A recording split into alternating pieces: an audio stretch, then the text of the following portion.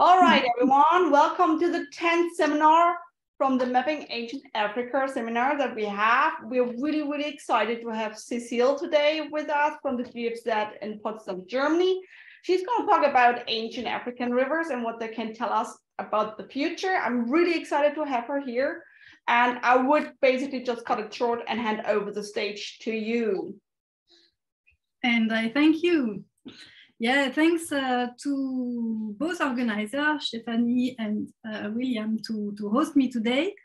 And yeah, I will just share my screen and start the presentation. Should be fine. We just try it.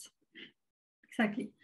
So, I'm presenting, but of course, this is work that has been done with many people, people from the GFZ in Potsdam, the Geomar in Kiel, the Avi in Bremerhaven, University Leipzig, and Tobias and Axel, who are from the University of Hawaii and Busan in Korea.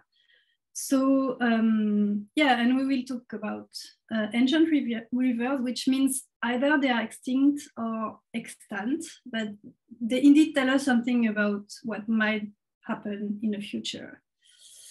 So the first thing is why rivers? So I've been working on rivers for the past few years, and basically they are a very important component on Earth. So here we see the map of rivers, and the color coding shows how so perennial or not they are. So the blue colors are for perennial rivers, and so non-perennial, so with the flow intermittence in reddish or orange colors.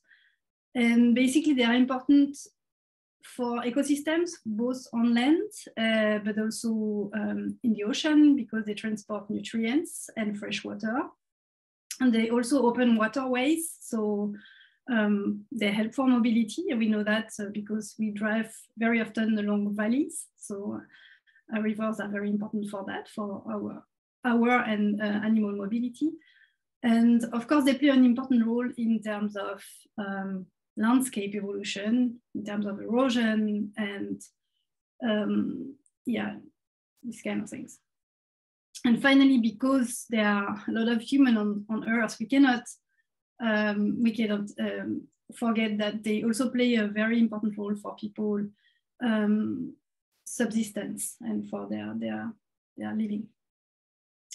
Interestingly enough, I'm working in a region where there are not much rivers nowadays. So basically, it's these gray colors on the map. So in North Africa, where so on the legend of this map, it's called no flow. So basically, there's either intermittent rivers or no flow at all, except for the Nile River, which is cutting through, and which we'll be talking about. So the outline is in two parts. The first part is already published, so I will go a bit fast on that because people can find the details in the paper. And the second part, I will hopefully have a bit more time. And this is unpublished, and I'm very excited to share that with you today, because it would be good for me to have also feedback on that.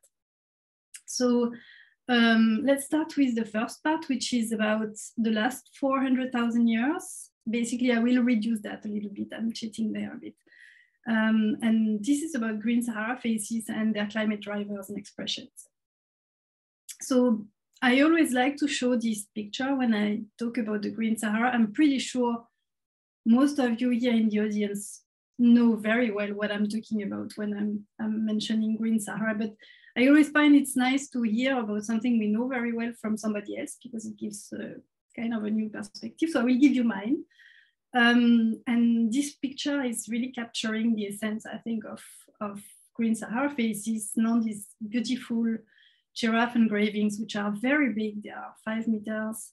They were made over in Niger, and they over a spot which is overlooking an ancient lake where there used to be people. So now it's one of the most arid places on Earth, but there used to be giraffes and there used to be water. And this has been dated at about 8,000 years ago, so it's the last of the green Sahara phase. So, and giraffes, so the cool thing is there was this paper in 2011 with these very nice maps of how the Green Sahara looked like, probably, with mapping of rivers, river fans, lakes, but also an inventory of fossils or artwork. And this is for giraffes. So what you see, all these blue dots are places where giraffes were living. And in the hashed, so you don't see it very well, but in the south, so basically in the south of the Sahara, you see a hashed zone, and this is where, this is the historical extent of giraffes, so nowadays. So you see that they were really living everywhere. We were really in a different type of environment. If I focus now on rivers, so this is more or less the same map, but just with the fluvial network. And I will talk about what happened in Libya using a core, that's the red star. And so for those who are not familiar with sediment cores from the marine environment, basically we go with a ship. So now it was a Pelagia, so Dutch ship. And we take a very long sediment tube using what we call a piston coring, gravity coring. And it's a kind of very big syringe with a massive weight on top. And the sediments are soft enough that you can basically let this massive tube, so it's 10 to 11 meter long, fall down in the sediment, and the syringe then suck up the sediments with very little disturbance. So that's a very nice technique to sample sediments. And then you end up with these very long PVC tubes, which are cut in 1 meter section and then cut in half in the length, opened. And so what we saw with this core is crazy colors, stuff that I have never seen before in the marine. So everybody thinks it's very, very boring mud, but in that case, it was really beautiful. We had really colors going from bright orange to very dark black, greenish colors. And these are the sapropel layers, which are very typical markers in the Mediterranean. And we can come back to that later on, but I will not go any further for now. But so this means that we have a quite nice stratigraphy in this core because of it's a continuous deposition, and we find this marker so we can date it pretty well. So then I took sediments, I went in the lab. So I'm dissolving sediments, which means using acids that are not very nice. So you have to be completely covered. After the sediments are dissolved, I put them in these columns that we see in the middle to separate elements. And my elements are, for this core at least, neodymium and strontium, which are very nice provenance tracers. And I will show that to you in a moment. Once these elements are separated from the rest, extracted, we can measure their isotopic composition using a multi-collector mass spectrometer like the one we have here at the GFZ. So this is basically what I will show you now on this map. So it's a map of Libya, Tunisia, and a bit of Algeria. Is how we use these isotopes to track the provenance of sediments. So what is very specific in Libya and Tunisia is that you have in the south these very high volcanic plateaus called here Hoga and Tibesti, which are pretty young and have this specific signature. And this is highlighted with these red points on the map. These are rocks taken there, and they have this what we call radiogenic signature. And this can be also followed in freshwater bivalves that were collected by one of my co-authors very long ago. But she measured basically the neodymium composition of these bivalves and could see that they were also more radiogenic than all the dust found around. So this is a very nice tool to discriminate between sediments coming from these volcanic plateaus and the dust, which is very commonly brought the Mediterranean. So we did that. We used this. So here I show you the strontium isotopes. Neodymium isotopes were measured too, but in that case, I show you the strontium isotopes, which are these black dots. They go up and down, and although the scale is inversed, but we will disregard that for the moment. Basically, when it goes up here, so when it's low here, this means that we have radiogenic signature in the sediments, and this will mostly come from the Tibertian and Hogarth plateau. The other thing that we did is we measured the grain size, and here I show you end members, and in green and yellow are the fine end members. And basically what we see is that we have a combination of more radiogenic isotopes with very fine sediments. And this is very different from what we know of the dust being transported in this region. So this is really tracking the reactivation of these rivers that were able to bring sediment from the Tibesti basically to the coast and to the Gulf of Sirte where we took the core. So we see here over the last 220,000 years, the recurrence of these phases of reactivation, which lasts 5 to 10,000 years. You also see on this, on the background of these curves that I have 2 different colors, and I show you now the blue colors, which are basically the main interglacial phases. And well, we will talk about that in a minute. And then I will also talk about the green background, which is a bit different. So the next thing we did is we used a model, which is great because, oops, sorry, wrong. Because it was able to make this long transient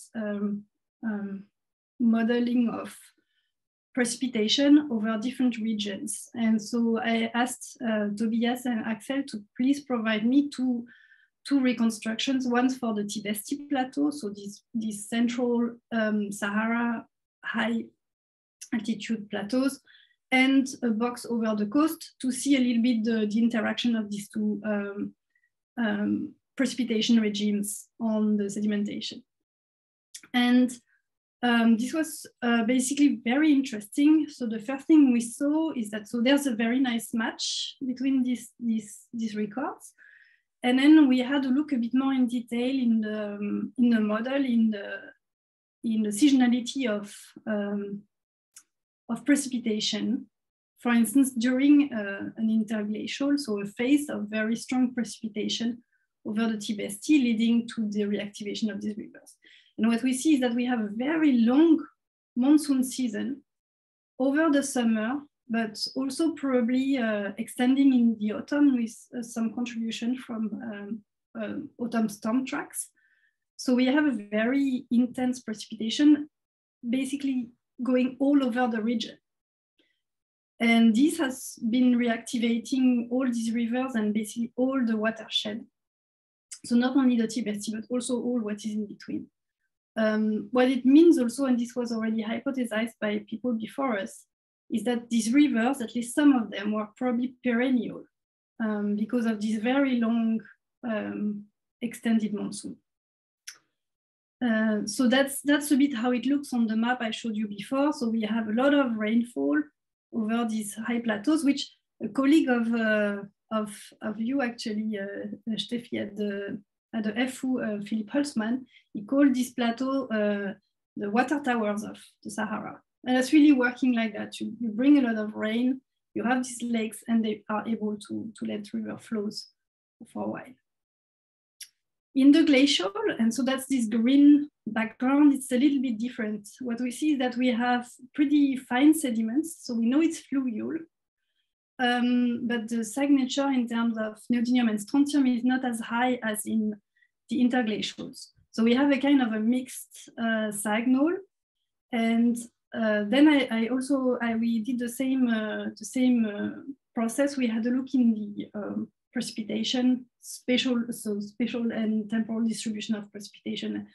And what appears is that we have mostly rain in autumn and winter, but not so much in summer, and especially not over the Tibet Sea. So here there's a bit of rain over the Tibet Sea, but this is not enough to have a continuous flow to the coast. So our hypothesis is that basically we were reactivating some of the smaller volcanic fields, which are located in northern Libya. So they bring this signature of a bit more radiogenic sediments, but also probably a lot of sediments that were already deposited in the area, which are less radiogenic. So through the reactivation of wadis, which are in that case non-perennials, probably. So that's it for this core. If you want to know more, as I said, there's a paper published and there's a blog as well. And just for your information, we are continuing this work now with a master student, Chiara. She will then make all the reconstruction for 150,000 years, which is nice. We will have all the interglacials, the warm interglacials. She will also use technology to link with other sites.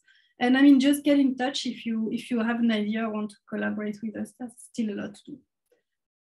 But so I want now to show you what I've been working on these past years. And we are going to focus on the last Green Sahara phase, so at the beginning of the Holocene.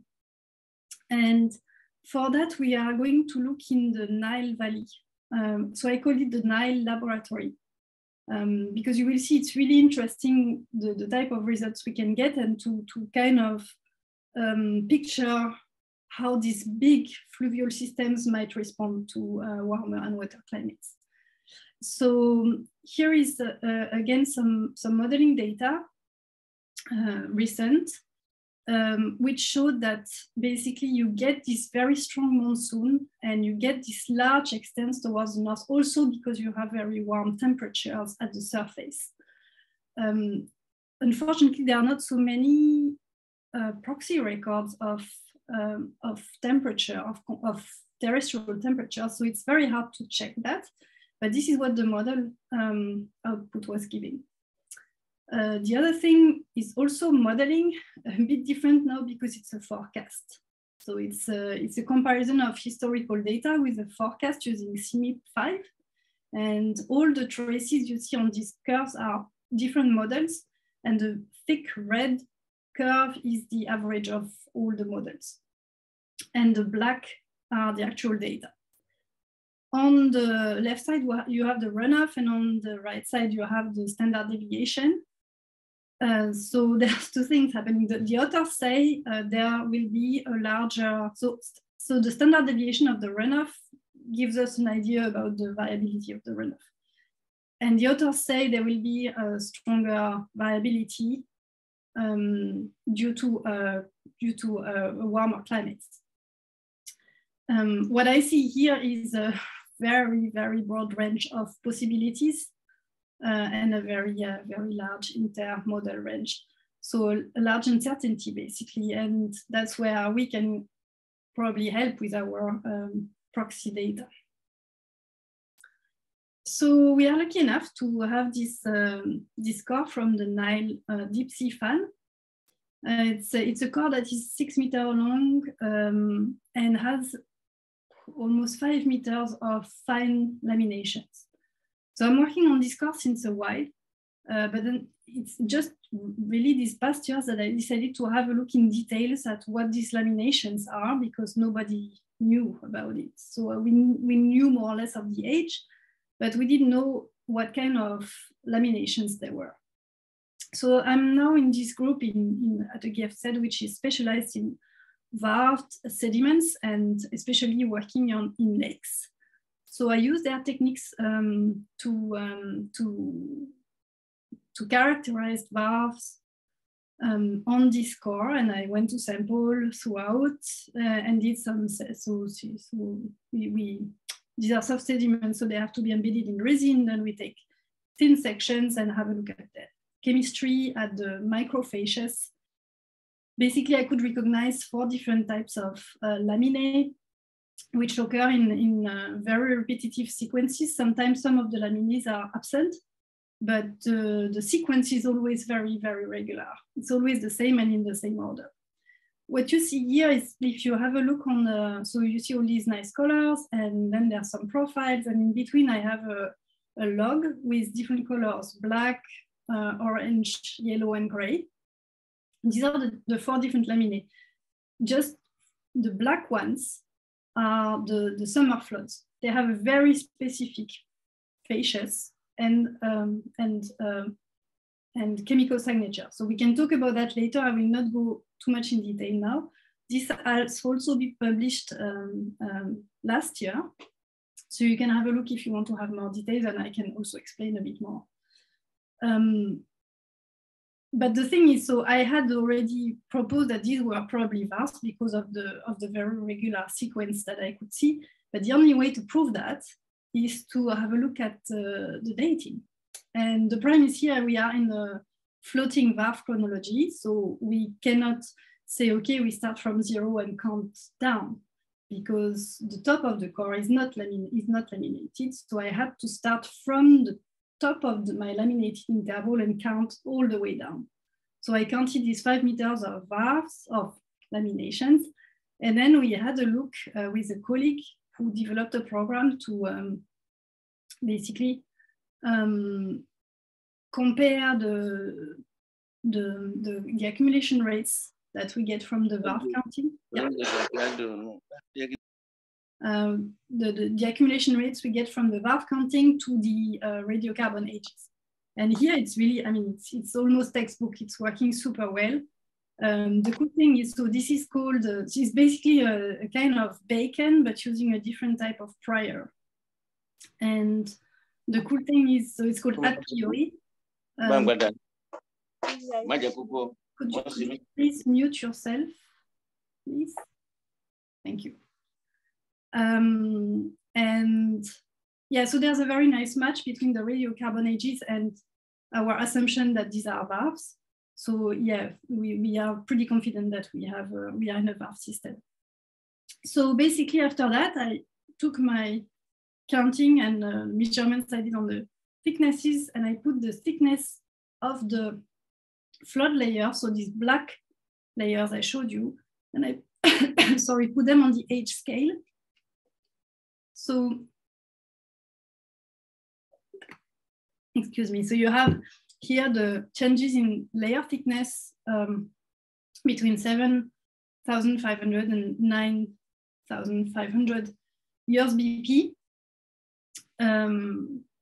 And there are a few things that I want to point out on this record. So the thick line in the middle is the median, and the two blue lines are the standard deviation, 2 sigma. So the first thing is there is a very, I mean, the layer thickness is varying really drastically in this core. We have a baseline of around 1 millimeter. And in some places, at some times, this is more than doubled. So we have then a baseline of 2.5 millimeters.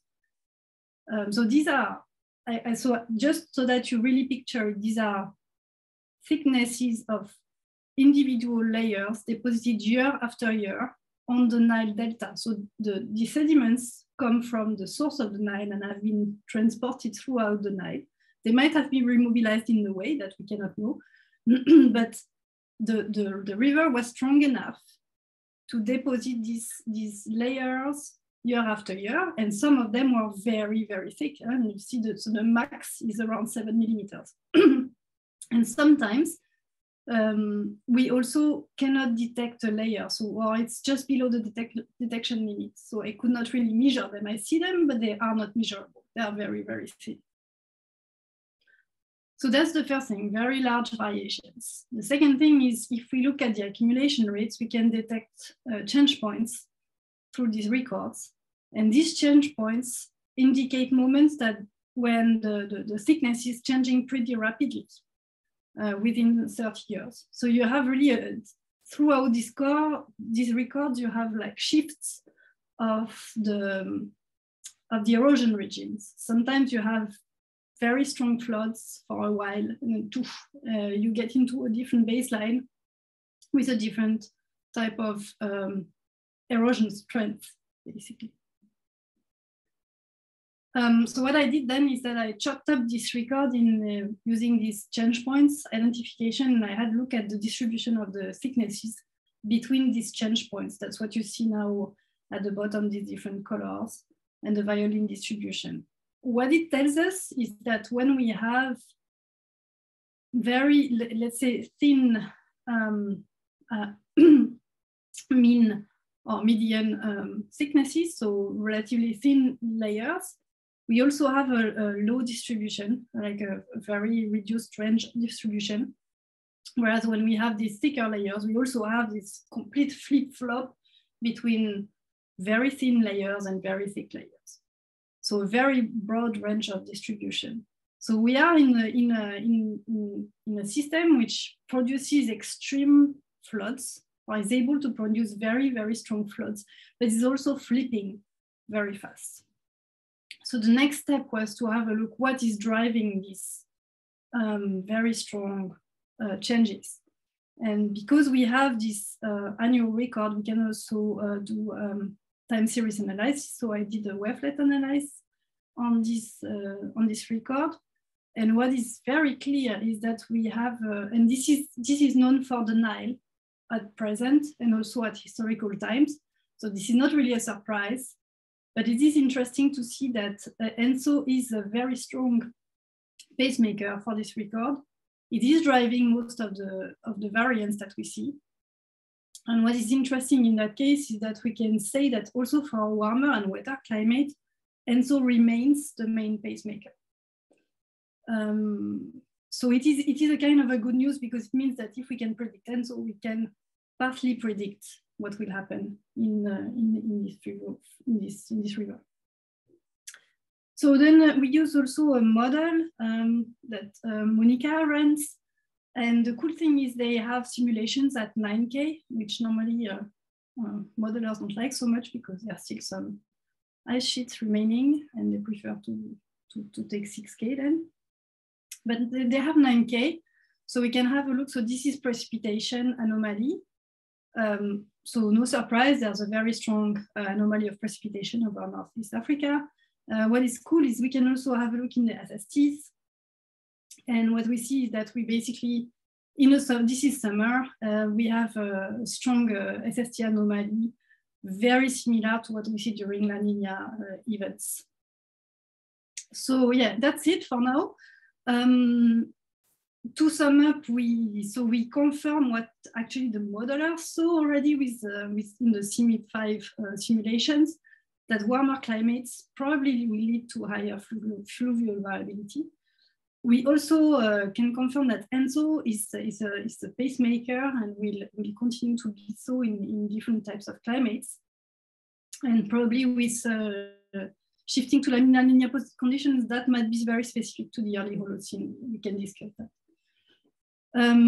We still have open questions. So for instance, we see that so ENSO variability gets also, no, it's not that the variability of Nile floods based by ENSO gets also very strong, so more variable. And we don't know if this is due to a more variable ENSO because this is very hard to model, or is it due to a local amplification of an ENSO signal, which has remained actually pretty stable?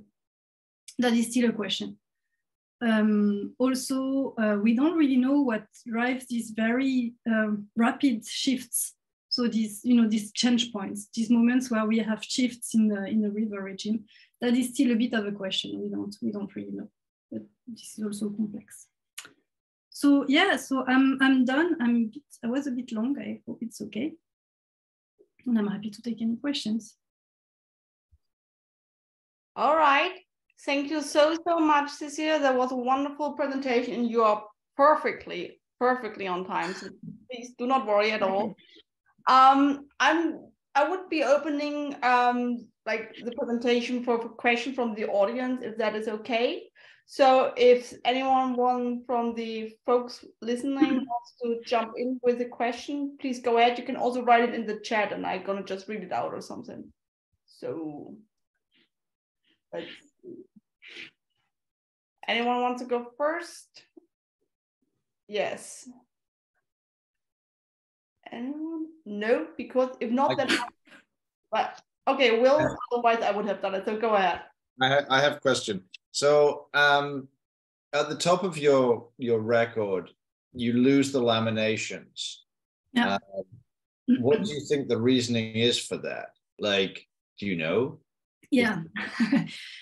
So basically what you saw, I didn't say it because I didn't want to talk too much actually. It's a sapropel. It's an expression of a sapropel. It's called laminates. So some of the sapropels are laminated. This is just an extended sapropel, which sapropels, the principle is that you bring so much fresh water in the Mediterranean that you block the thermohaline circulation in the Mediterranean. So there's no oxygen at the bottom, and which means no burrowing. So you preserve basically this stratification. As soon as you start reventilating the Mediterranean at the end of the African humid period, you start also recovering your benthic habitats and bioturbating your sediments. And that's basically what you see. And that's also why we don't have laminations anymore after 7,000 years. Okay, cool. If you looked at a core somewhere else, would you be able to find those laminations? Like, is it just they're recorded somewhere else? Yeah, so they have been found, and they have been found in different places in the Mediterranean. You have to have specific type of environments. I see there's Rick Henokam, he can also say something about it. But basically, they have been found also for older sapropels. So not only for this one. It's just that normally they are not that extended. This is a bit unique because it's 5 meters thick. So it's really so much sediment. It's really... So when I was looking at the sediment, you really have these very thick layers, very, very thick. So in terms of sensing the El Nino signal, the ENSO signal, do you think, so it's not that the ENSO signal is not there, it's just that it's not recorded at that particular location? So it is there. Yeah, what's the... It is there, it's actually the main pacemaker. So it is really, I mean, the fingerprint is very, very clear.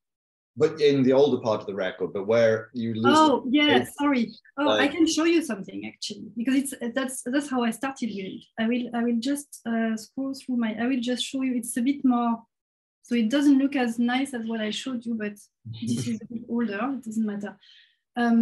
What's super interesting with the Nile is that there are these fantastic recordings of the Nilometer. So basically ancient Egyptians were measuring the level of the Nile year after year during the historical period. And so this is actually, we have a kind of equivalent of this, but for the African humid period. And people who have been working on this record of the Nilometer, so they harmonized it and had a look at the time series in this record, and they saw the same. Basically, they saw this very strong influence of ENSO also at historical times. And I'm saying that because then we are in a different type of climate. So this is the late Holocene Common Era.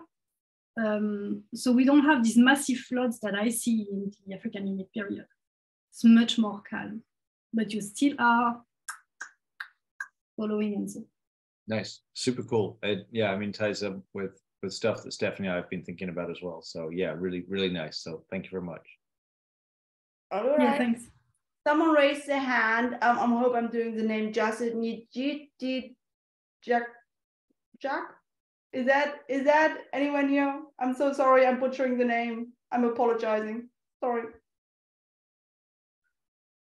You are mute. You have to unmute yourself. Yeah, perfect. Go ahead. Hello, everybody. Hello. I hope that you can hear me now. Yes, perfect. Okay. Yeah. I first want to apologize because I could not follow all all the presentation because I was driving. I shift from the phone to the computer. And I'm a quaternary geologist in Mali, Western Africa. So I'm working also on the same, perhaps the same type of sediment, but in the southern part of the Sahara. And what I saw is about the laminations.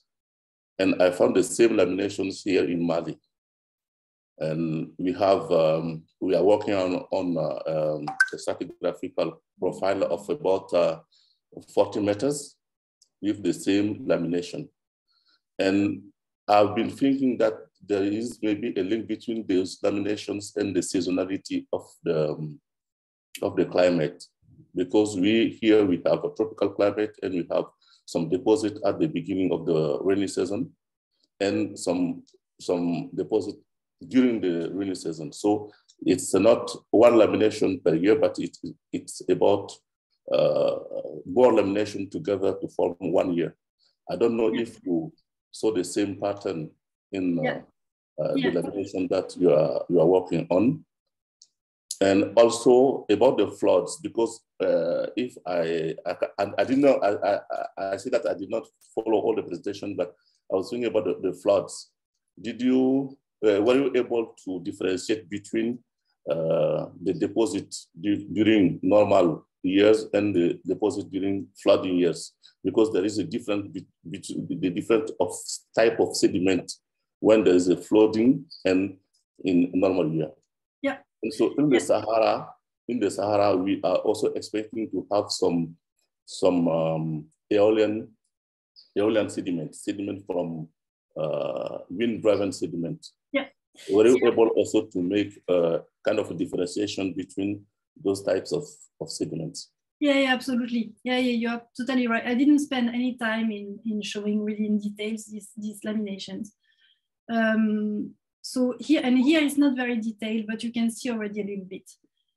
So basically you have these different layers with different colors, and I see 4 different types of laminae, so of individual type of deposition with different microfacies, and which correspond to different seasons as well. Yeah. So basically what is very interesting here is you see, for instance, that after every flood layer, you have a bloom in the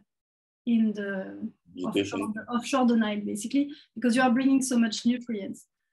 And I even found some old papers of, I think, 60 something before the building of the Aswan Dam, where they could see that this was a seasonal process, and that you had so much nutrients offshore the Nile that you had some fisheries, for instance, that were operating only during the autumn. So this is already a known seasonal process. And so you have, and indeed, I think the deposition of the flood, so the type of microfacies you have in the flood is different than what we see. So then you have a flood, you have this bloom, and then you have sometimes some dust, and you see really individual grains of quartz, which are much thicker. And then sometimes, and then you have this layer of very fine sediment, so it's really clay. And this is most probably what happens in the winter, when you still have some flow in the Nile, but this is not a flood. This is just very, and this is the same with people who have studied sediments in the Nile, have seen this difference in grain size between the flood and between the winter regime. And then there's something happening, but it's a bit more complicated. It's a kind of carbonates that form probably in the water, because the conditions, the chemistry of the water is so weird because there's no oxygen in the water. But that's something a little bit different, and I don't think it makes sense. But it's very interesting. So you said you found that in Mali, and is it a lake? Or is it a paleo lake? Or? Yes, in Mali, we have discovered a paleo lake. I'm working on the Quaternary history of the Niger River in Mali. So we have found that before the Niger River, in the area of Bamako, we had a paleo lake, and we are working on the deposit of this paleo lake, and we are seeing the kind of features that you are showing. Okay. And Even the carbonates also, we found them also in the deposits. Yeah, in lakes, it's very often the case. Yeah, I think you find. I don't know. Maybe later I will send to you some of the pictures that I have. Please do get in touch. It would be extremely interesting. And you can send me some. I will try to find. Did you do another type of analysis on to differentiate the float deposits? Because I think that maybe using the CN ratio. Yeah, but not on this. These are millimeter scale. Yeah, but if you do the CN ratio, maybe you can try to discriminate a little bit between the. Yeah, so I have done this kind of measurements, but on a lower resolution, not on this type of resolution. Now, what we have here in Germany, a group in Bremen who is looking at biomarkers in laminations as well, and they took some samples from this core. So we will have a look whether we have a signal. But you have to have a certain amount of organic matter if you want to have a good signal. So we still don't know. Okay. But this is gonna be this is under progress. And then because we had this comment already from people, a nice way to trace this is to look at grain size changes. That's really a way to evaluate how strong your river was. Yeah. But this is again very hard to do on such a resolution. So we will try to do a prediction using XRF data and grain size. That's a master student who will work on that as well in the coming months. I think it's going to be interesting because it's a core where we have so much data, so it's actually quite nice. Okay. But yeah, please do get in touch. That would be very. Okay. I will try. Yeah. Steffi, you are muted. I'm sorry. Thank you so much. So there's another question from Neil. Why don't you go ahead? Oh, hi, great talk. I wonder how much you knew about the modelling. Does LoveClim produce the wet Sahara endogenously, or do they have to create that somehow? And what kind of vegetation is there in the model? What do they find? I'm not sure whether LoveClim is very good for vegetation. I don't think so. LoveClim is super because it makes these very long transient simulations that I needed for these time intervals. But the spatial resolution is pretty coarse. So there's no topography, for instance. We had really primed. So for the Tibet Sea, you cannot look at too much detail because there's barely any topography. This is a problem. And also the temporal resolution is every 1,000 years. So these are very long simulations, but not super precise. And I am not sure if LoveClim is very good with. I don't think they are very good with. I think some of the models are doing better with vegetation. Like the MPI models, for instance, are better, I think. What Martin Clausen is using. But you don't know whether it produced the Green Sahara at the right moment endogenously, yeah, or it does. We did check for the amount, and we did check for the seasonality, and this is well captured. Right. So at least where we could compare with present data, where there is actually some rain, because the prime of the Central Sahara nowadays it's extremely dry, so we have to. Okay.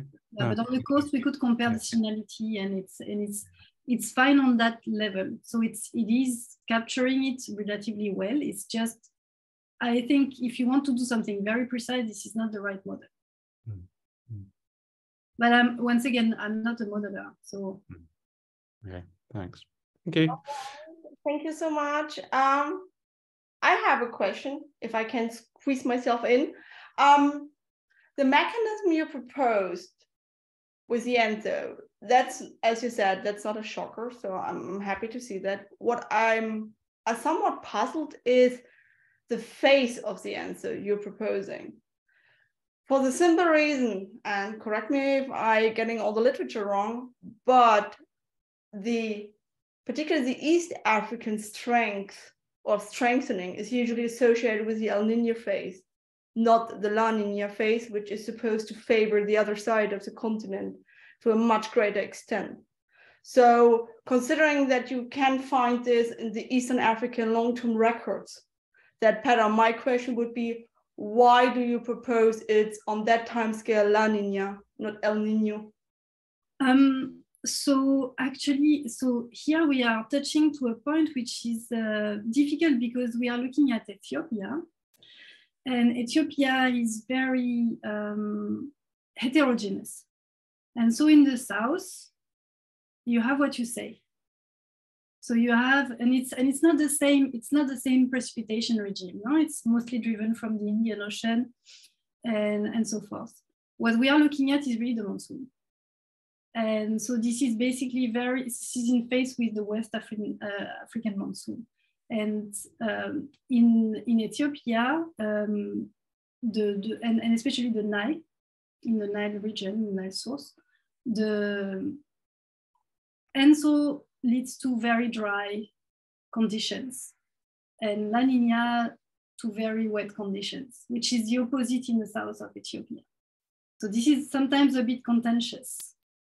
Because if I take the Chupahar record, like I can only make the argument on the long periods of time because that's the one where I know myself the best. And so is an annual thing.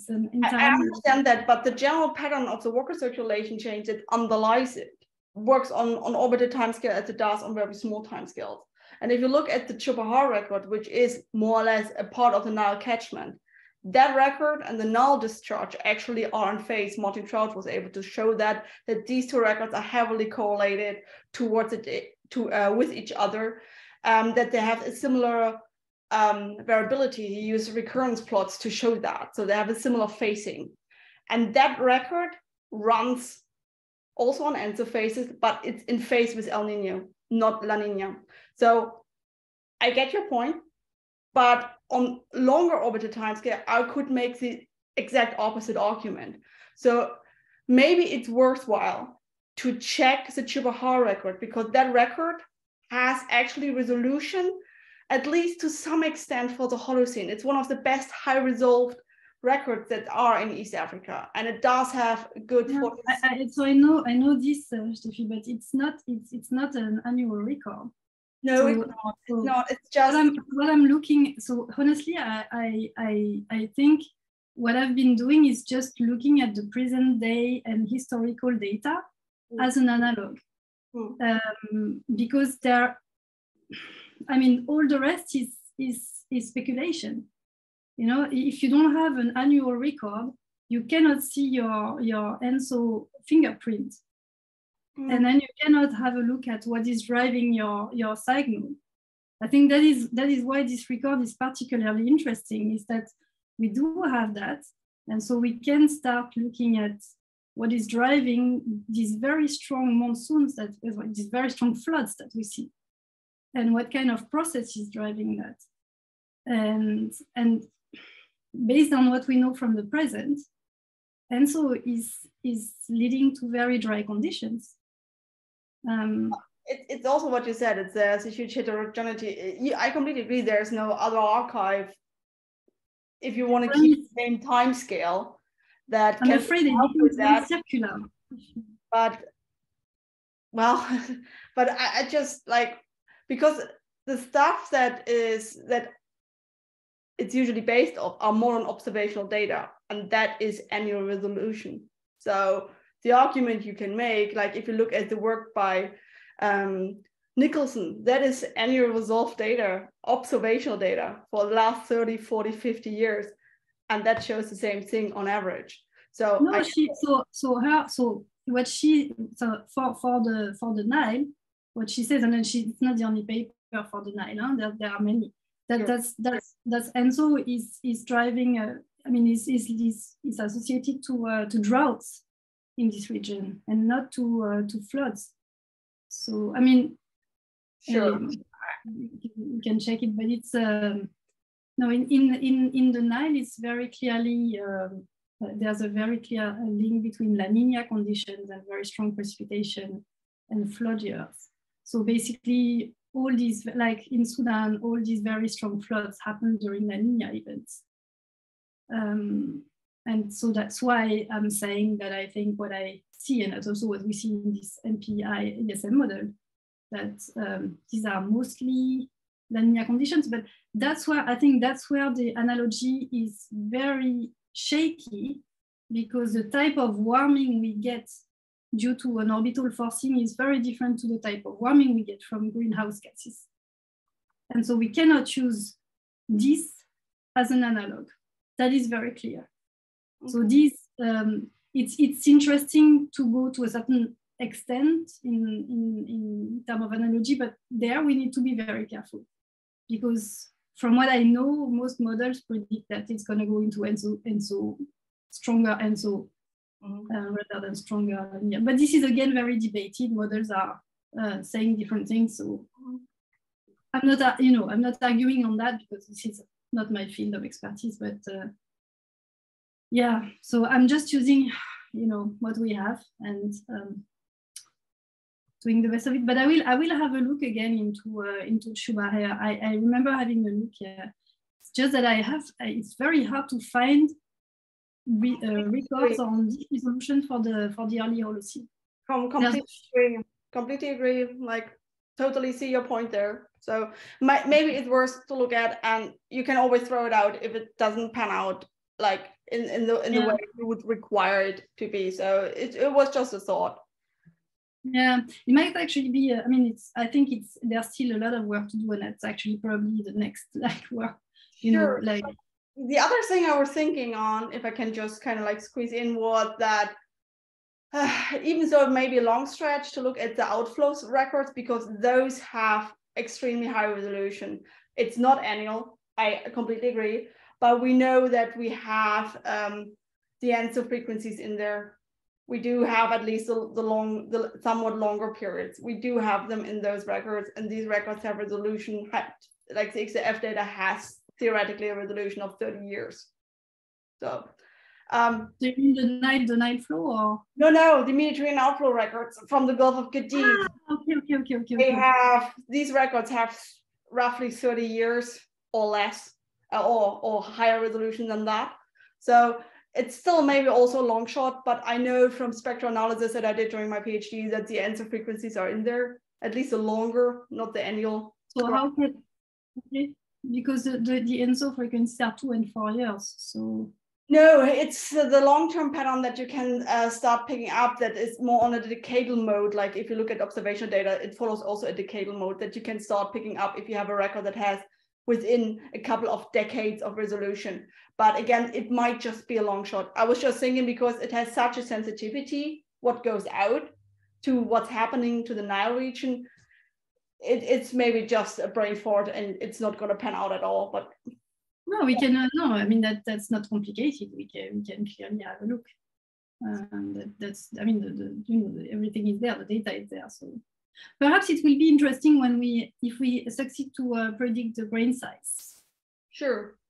Like what? That will be more comparable, I think. But yeah, totally. Like if you have somewhat slightly better, like more resolution that goes to what is in the outflow. It's just the outflow is super sensitive. Like you dump a bucket of fresh water in the catchment and basically the outflow is having hiccups. It's a super sensitive system in my personal view, and the records are there. So if you just like want to look into that, it might be worth it just for a few minutes.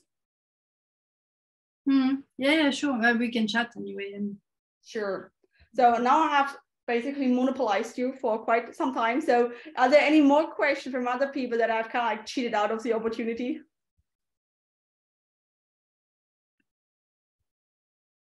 Everybody is stunned.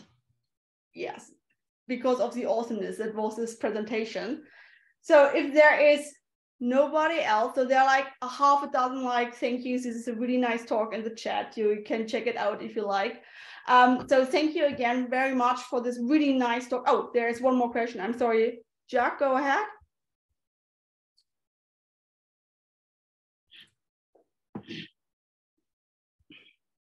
not just a question. I've been listening to you talking because of the problem for calibration. You know, we all have this problem here, the problem of calibration between the sediment and the rainfall data.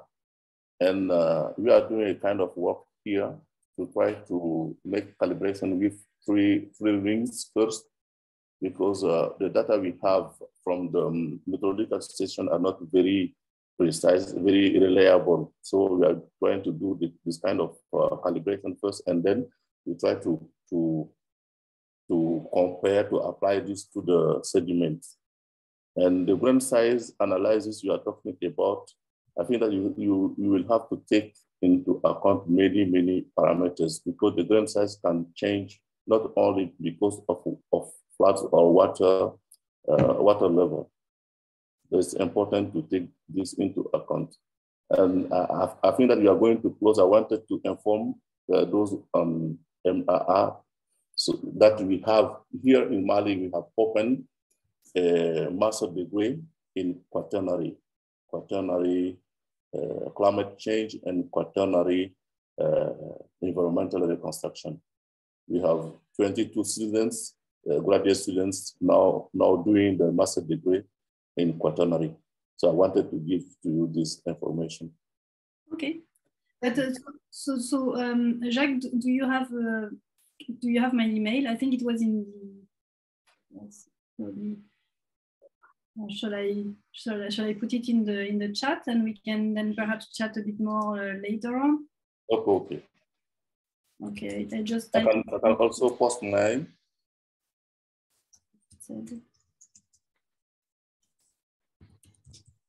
Here you go.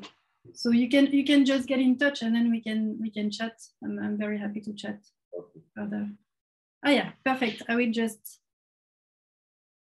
copy paste it. Super. Perfect. That's awesome. Are there any other questions? I don't want to cut off anyone, but we are closing in on our hour, so I don't want to overdo it with the time. I know everybody's super busy. If not, then again, really thank you very much for coming online, doing this extremely nice presentation. It was super interesting. I'm really looking forward to seeing the data that's coming out, like I think everybody else too. I don't know, will help me. When is the next talk? It's in March. I think the archaeologists are coming online, right? I have it right here, 16th of March at same time slot. Justin Pargeter, Tyler Faith, Brian Stewart, the potentials and pitfalls of linking climate and cultural change with a focus on the archaeological record, and Lynn Quick will be chairing that one. So more information will be circulated around for everyone for that seminar coming soon. So please join us there. Also, quick plug, we have now the Mapping Ancient Africa meeting ahead of the INCWA Congress, so the 2 days before the INCWA Congress, that is kindly funded by Palcom, and we get free rooms, and we've got that. So please, if you're going to be in INCWA, come early and spend 2 days plotting Mapping Ancient Africa stuff with us in Rome. That would be great. I have a little question regarding that. I've seen that passing by. I'm not sure if I will make it. So will it be also hybrid? That's question number one. And question number two, do we want to organize perhaps an event in the evening? Good question. So part one of the question is, I think elements will be online during the idea is to have 4 different sessions during the 2 days, dealing with various aspects of publications, writing, and the future of the project. How are we going to take this forward? We're going to apply for more INCWA funding. How are we going to do that? Who is going to do that? I think the evening of the first day of the workshop, which I think is the 12th, it would be nice to organize something for people who are there. The evening of the 13th is the icebreaker for INCWA. So I think that probably the evening after the second day of the workshop, we will we'll go to the INCWA icebreaker and get the registration and get started with that. And during the Congress, we obviously have the Mapping Ancient Africa sessions. We have 2 sessions, which is great. We weren't allowed any more slots. Thanks to everybody who submitted, we gave as many people talks as we could. And we have, I think, 16 talks and 20 odd posters lined up for the session. I did ask them for another session slot to have another 8 talks, but I didn't get any response with that. So I think that really shows the enthusiasm for this and the excellent research that's going on. So I look forward to catching up with as many people as possible in Rome. Me too. Looking forward to. So if you need more information, just contact either Will or me, and we're happy to supply you with as much information as we can at the moment. So in that case, I wish everybody a wonderful evening, morning, or wherever you are on the planet. So have a good one. Thank you again, Cecile, for making the nice presentation, and hopefully catch you up in March for the archaeologist. Bye-bye.